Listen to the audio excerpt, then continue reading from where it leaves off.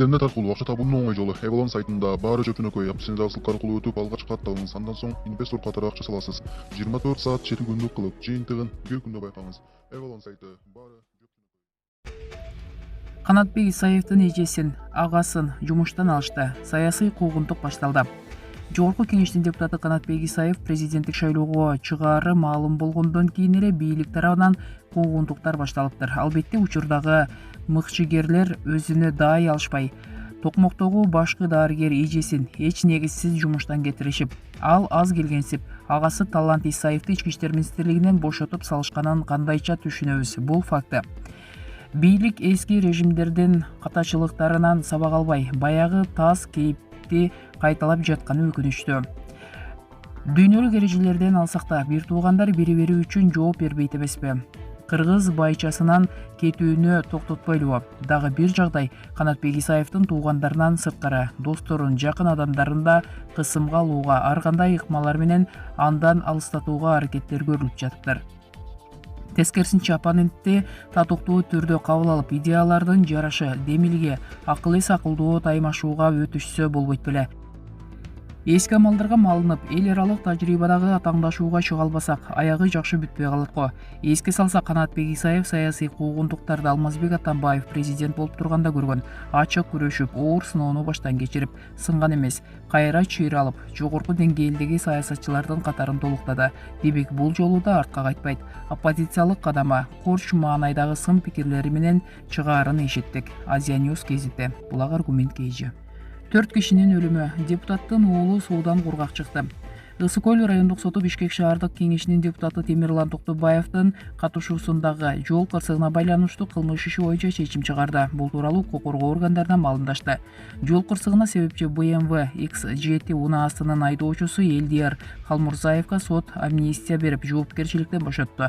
Ал эми жогорку кеңештин депутаты Сооронбай Жээнбековдун кангудасы Алиярбек Абджалиевдин уулу бул иш боюнча жоопко тартылган эмес, күбө катары гана өтүп жаткан. Айрым маалыматтарда Элдияр Халмурзаев өспүрүм баланы багып алгандыгы үчүн сот ага амнистия колдонгон. Эскерте кетсек, 2009-жылы Ысык Көл районунун Бактуу Долоноту айылында үрөй учурган жол кырсыгы болгон. Чоң жолдо BMW X7 жол тандабасы унаасы менен Lexus жеңил унаасы сүзүшүп, 4 адам каза болгон. Баары тең жеңил унаанын жүргүнчүлөрү. Жол кырсыгынын дагы бир катышуучусу жогорку кеңештин депутаты Алиярбек Абджалиевдин уулу Темирлан Токобеков дагы болгон. Булак аргумент кейжи. Тилек Токтогазыев: мен Конституциянын өзгөрүшүнө каршымын. Кыргыз Республикасынын Айыл чарба, тамак аш өнөр жайы жана мелиорация министри Тилек Токтогазыев Конституциянын өзгөрүшүнө каршы экенин социалдык тармактагы баракчасына жазып чыкты. Мен Конституциянын өзгөрүшүнө каршымын. Бул быш элек коомдун бөлүнүшүнө алып келет. Бийлик бутактарынын ортосундагы тең салмактуулук бузулат. Ошондой эле биз өнүгүүдөн артта калабыз. Бизге адамдын эмес, мыйзамдын диктатурасы керек. Оюндун эрежелерин мыйзам аныкташы керек. Баарыбыз коомдук келишимди сыйлоону үйрөнүшүбүз керек. Эгерде коомдун бир бөлүгү бул келишимдеги өзгөртүүлөрдү жактырбаса, анда аны күч менен таңоолоого болбойт. Эртеби кечпи бул жарылууга алып келет. Ошондуктан мыйзамга өзгөртүү киргизип жаткан авторлорду шашылбоого жана жалпы коомчулукту ар бир пункт боюнча ачык талкууга чакырууга чакырам. Конституция консенсус менен гана кабыл алынышы керек. Болбосо кийинки саясий туруксуздуктун толкуну үчүн силер жооптуу болосуңар, дейт Токтогазыев. Булак аргумент кейжи. Каныбек Иманалиев: сунушталып жаткан Конституциянын долбоору чыныгы катастрофа. Учурда коомдук талкууга коюлган Конституциянын долбоору чыныгы катастрофа. Мындай пикирди жогорку кеңештин депутаты Каныбек Иманалиев билдирди. Анын айтымында, кимди-ким бул долбоорду кабыл алса, аларды тарых кечирбейт. Биринчиден, бизде жогорку соттун Конституциялык палатасынын өтүнүчү менен каралган Венециялык комиссиянын жыйынтыгы бар. Жогорку кеңештин ыйгарым укуктары Конституцияда каралган мөөнөттөн ашыкча узартылган. Буга байланыштуу парламент конституциялык реформаларды беките албайт. Экинчиден, Конституциянын жаңы долбоорун иштеп чыгып, кабыл алуу мынчалык зарыл болуп жатса, бул ушунчалык шашылуу менен мындай форматта аткарылбашы керек. Учурдагы Конституциянын бардык стандарттары, процедуралары сакталышы абзел. Үчүнчүдөн, сунушталып жаткан долбоор КМШ мамлекеттеринин ичинен көлөмү жактан эң чоң, бирок эң сабатсыз долбоор. Төртүнчүдөн, конституциялык реформага эч кандай тиешеси болбогон популизм көп. Бешинчиден, курултай институтун киргизүү менен алар курултайдын идеясын, табиятын жокко чыгарып жатышат. Бийликтин 3 бутагынан тең бийик турган мындай институт дүйнөдө бир да өлкөдө жок.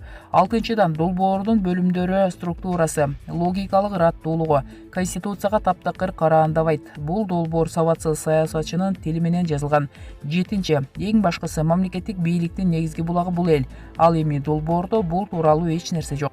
Кимдин бул долбоорду кабыл алууга дити барса, анын парламентаризм, сөз эркиндигин, сот органдарынын көз карандысыздыгын, жарандык коомдун кызыкчылыгын жок кылууга кошкон салымын тарых кечирбейт деп ишенем. Бул өлкөбүз үчүн катастрофа, деди Иманалиев. 17 ноябрда Конституциянын жаңы долбоору коомдук талкууга коюлган. Ал Жогорку Кеңештин расмий сайтына жарыяланган. Булак Суперкейжи. Текебаев: окуучум туура баа берди. Жаңы Конституциянын долбоору урот. Эл өкүлү азыркыдай парламент Кыргызстандын тарыхында болбогонун айтып, алар убагында Атамбаевди, кийин Жээнбековду дагы колдоп турушканын ортого салды. Кыргызстандын эли Конституциянын азыркы долбооруна макул эмес. Бул тууралуу депутат Өмүрбек Текебаев жаңы баш мыйзамдын долбоорун талкуулап жаткан жарандык коомдун жыйынында билдирди. Эл өкүлү азыркыдай парламент Кыргызстандын тарыхында болбогонун айтып, алар убагында Атамбаевди, кийин Жээнбековду дагы колдоп турушканын кошумчалады. Акылына кирет десе, кечээ Жапаров президент болуп турганда өлкөнүн тагдырын радикалдуу өзгөртө турган мыйзамды көрбөй туруп кол коюп референдум жасайбыз деп салды.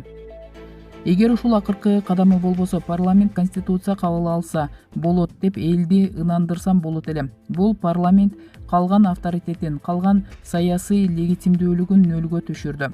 Ооба, юридикалык жактан укуктары бар, бирок менин коллегаларым кадыр баркын калтырбады. Баш мыйзамдын долбоорун депутаттар өздөрү эле жасаган жок да, анда өкмөттүн, мамлекеттин жетекчилери бар, деди Текебаев. Ошондой эле ал ушул парламент стабилизатор, легитимизатор болуп жаткандан кийин кадыр баркын сактап калганга аракет жасаса болмоктугун белгиледи. Конституциялык кеңешме кылып талкуулап, анан бир жыйынтыкка келсе эл өзү кабыл алат эле го. Эми бул парламенттин курамы өзү кабыл алса дагы, референдумга алып чыкса дагы эл макул болбойт. Кечээки чыккан долбоор жөнүндө 1-2 ооз сөз. Менин окуучум Алмамбет Шыкмаматов долбоор урот деп так баасын койду да, тез аранын ичинде артка чакырып алуу керектигин айтты. Бул долбоор коомчулукка коркунуч келтирбегендей болушу керек, деди депутат. Аны менен катар Текебаев Венеция комиссиясы чыгарган корутундусунда Конституция бул юридикалык документ эмес, биринчи кезекте элди ынандыра турган саясий документ болушу керектигин көрсөткөнүн белгиледи. Зордоп алдап өткөрүп алган Конституциянын аягы жакшы менен бүтпөйт деп эскертип жатканын айтты. Белгилей кетсек, жаңы Конституция долбоору Жогорку Кеңештин сайтына 17 январь күнү кечинде коомдук талкууга коюлду. Референдумду 10 январда президенттик шайлоо менен биргеликте өткөрүү сунушталып жатат. Жаңы Конституция жана референдум өткөрүү боюнча мыйзам долбоорун 80 депутат эмилгелегени көрсөтүлгөн, бирок анын ичинен айрымдары автор эмес экенин айтып чыгышты. Кээ бири кол тамгасын артка чакырып алууда. Булак Спутник Кейжи. Дайырбек Орунбеков: саясий күчтөр жарандык согушка жетилип баратышат. Бул тууралуу журналист Дайырбек Орунбеков өзүнүн Facebook баракчасына пост жазып чыкты. Бийлик менен оппозиция ортосунда тереш күчөдө. Терештин соңу шайлоо жыйынтыгына багытталгандай көрүнүп жатат. Бир тарабында Отунбаева, Текебаев, Бекназаров баштаган саясатчылар жана НПО сектор. Буларга таарынгандар, бийлик жетпей калгандар дагы ооп кетиши ыктымал. Бүгүн бийликке жана баш мыйзамдын алмашуусуна каршы күчтөр отурум кылып талкуулап жатышат. Айрымдары ачык эле дагы революция болоорун эскертип өтүштү. Бирок революция болбойт, болсо жарандык согуш чыгат. Эмне үчүн? 5000ден ашык адам чогулта алса, бийликти алып койсо болот деген түшүнүк калыптанып калды. Эртең бул топ 5000ден ашык адам чыгара алат, балким андан дагы көп. Милиция жана башка органдар каршы туруп береби, ал ойлоно турган маселе. Бирок азыркы бийликтин тарабында дагы ошого чукул эле антимитингчилери бийликти коргоп калууга аракет кылат. Эл кагылышып, кан төгүлүп, максаты түшүнүксүз, ким менен ким согушуп жатканы белгисиз, жарандык жаңжал чыгуу коркунучу бар. Эгер ушуга жетсек, Кыргызстандын аркы келечеги караңгы. Бул коркунучтан чыгуунун эки жолу бар. Эгер силерге мамлекет керек болсо, Ош коогалаңына көз жумуп, элдин канын төгүп, андан кийин референдум жарыялап, ага Кыпчы Отунбаеваны президент, өздөрүнүн конституциясын өткөргөн убактылуу өкмөттүн мүчөлөрү бул бийликтин аракетине бут тоспой, силерди дагы көрөлү деш керек. Өздөрү убагында мыйзамды уруп ойнобой билгенин кылышкан, эстегиле. же азыркы бийлик референдумду кое туруп президенттик шайлоону өткөрүп андан соң парламенттик шайлоого камынышы абзел. Мындан аркы саясий тиреш күрөштөр өтө опурталдуу. Мамлекеттин кызыкчылыгын ойлобосок жоготуп алабыз. Кепке келип алтын ортолукту тапкыла. Элдин убалы урат. Жаранды кагылышуу болсо бул митинг же пикет эмес, хаос. Адамдардын сансыз өлүмү, кайгы, моң, азап, ачкачылык. Алдын алып ойлонолу. Абалды курчутуп, дагы революция болот деп кудуңдагандар эсиңерге келгиле. Элди тынч жашатасыңарбы же силердин бийлик талашыңар үчүн жабыркай беребизби деп жазган постунда. Булак аргументке ие.